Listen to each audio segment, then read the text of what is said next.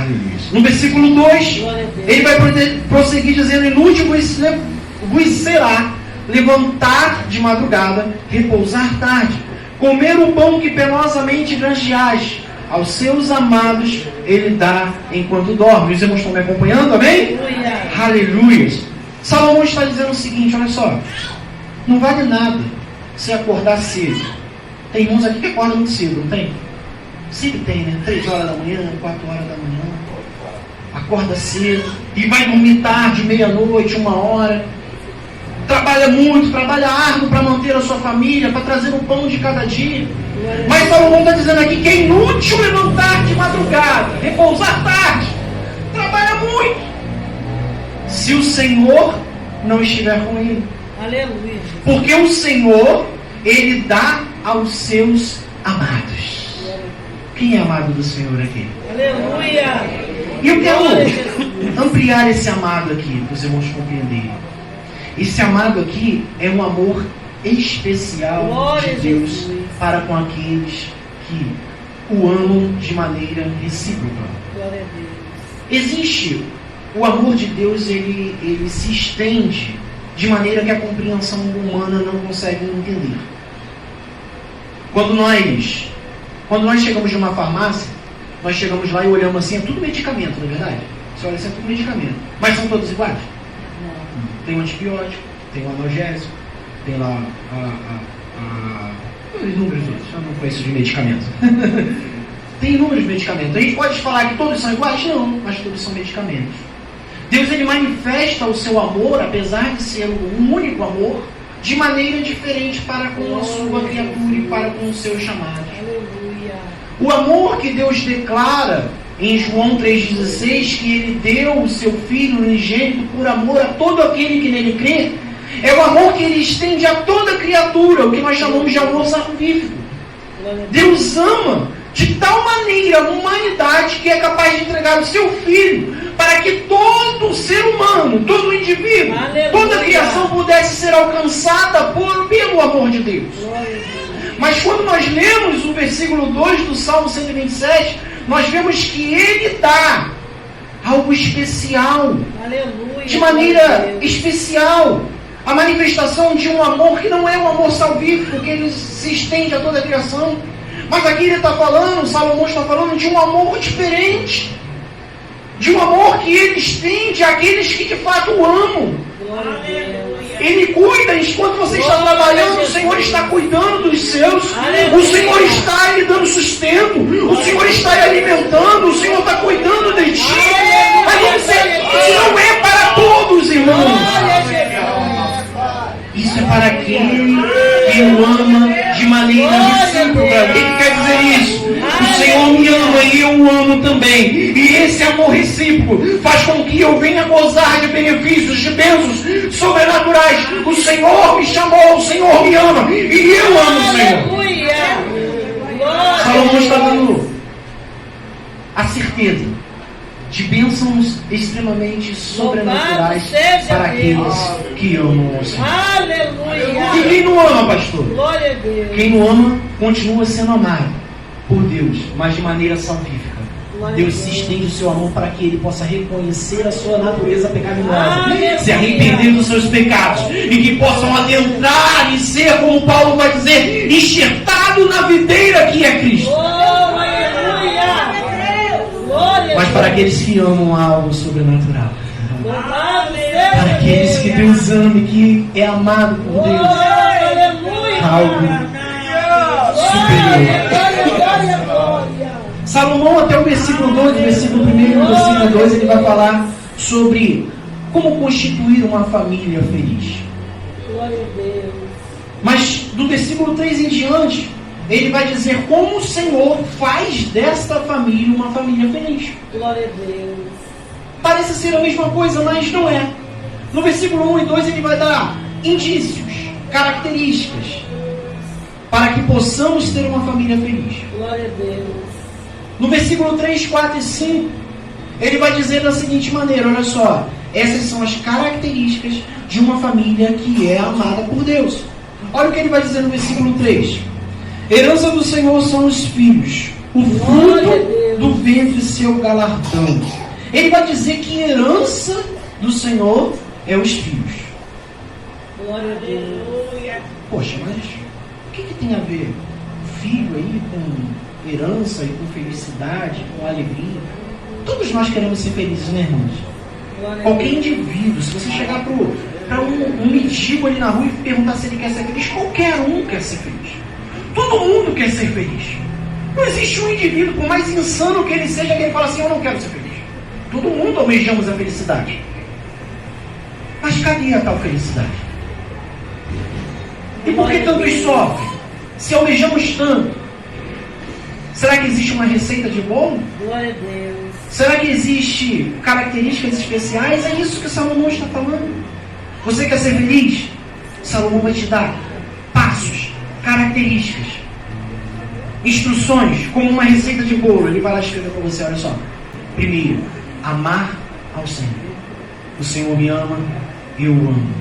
E eu tenho, por causa desse amor, bênçãos sobrenaturais sobre nossas vidas. Glória a Deus. Mas no 3 em diante, ele vai dizer da maneira como Deus abençoa aquele que é amado por Deus e ama a Deus. No 3 ele vai dizer que herança do Senhor, ou seja, o que é herança? Presente de Deus são os filhos. Mas por que os filhos? Nós estamos num século onde as famílias, elas querem ter poucos filhos. Meu pai, por exemplo, teve 12 irmãos. Minha mãe teve 8. Ela era a 9ª filha. Ela, na verdade, era a primeira, né? A primeira filha. De 9. Famílias grandes. Hoje em dia, a juventude não quer mais ter essa, desculpa a expressão, essa pinta de filho. O casalzinho se casa, tem um filhinho. O irmão pergunta assim, e aí? O segundo? Ele diz, não, estou parando por aí. É mais ou menos assim, né? Mas naquela época, irmão, a cultura era diferente.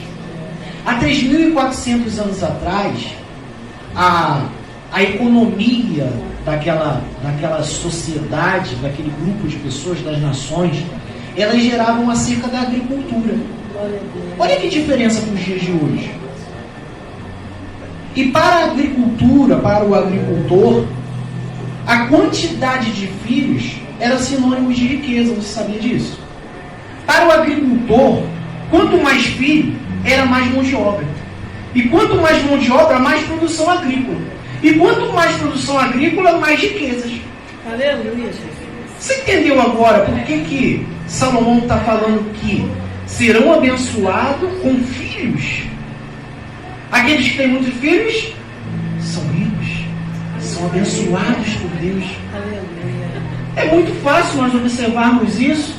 As mulheres daquela época, quando não podiam, nem daquela época, vamos pensar aqui no período que antecedeu a Cristo um pouquinho, as mulheres que não podiam ter filho eram consideradas mulheres amaldiçoadas. Não é isso que aconteceu com Ana, que era humilhada por Penina, Rebeca e outras mulheres que não podiam ter filho, e o Senhor, inúmeras vezes, abençoava e abria a sua mente. Era a bênção de Deus os filhos. E aqueles, quanto mais filhos tinham, mais abençoados os filhos eram. E aqueles produtores agrícolas, quanto mais filhos, mais ricos eles se tornavam. Eram mais abençoados por Deus. Glória a Jesus. E Salomão está fazendo essa associação. Ele está falando assim, ó, se você tem muitos filhos, você será abençoado de Deus. Assim como o homem que tem muitos filhos, sua família vai ser muito feliz. Glória a Deus. E ele prossegue nesse mesmo sentido, dizendo no versículo 4, contempla comigo aí, versículo 4. Para ganharmos tempo, vamos ver o 4 e o 5 juntos, aí depois eu explico os dois. Como flecha na mão do guerreiro, assim os filhos da mocidade. Feliz é o homem que enche deles a sua aljava, não será envergonhado quando pleitear com os inimigos à porta. Com flechas. O que significa isso? O que significa como flecheiro? Tem muitas flechas. A quantidade de bênçãos serão sem medidas para você. Como assim a quantidade de flechas na mão de um guerreiro? Observe, irmãos, que há 3.400 anos atrás, o poder bélico de um exército, ele não estava nas armas que nós temos hoje, conhecemos hoje. Não existia esse armamento que existe hoje.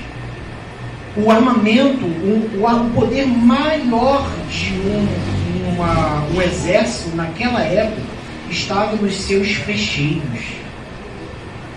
Não existia ainda a produção de aço e de ferro como existe hoje. A idade do aço ela foi aproximadamente 1.200 anos antes de Cristo. Então as espadas que eram produzidas naquela época eram espadas feitas de pedra.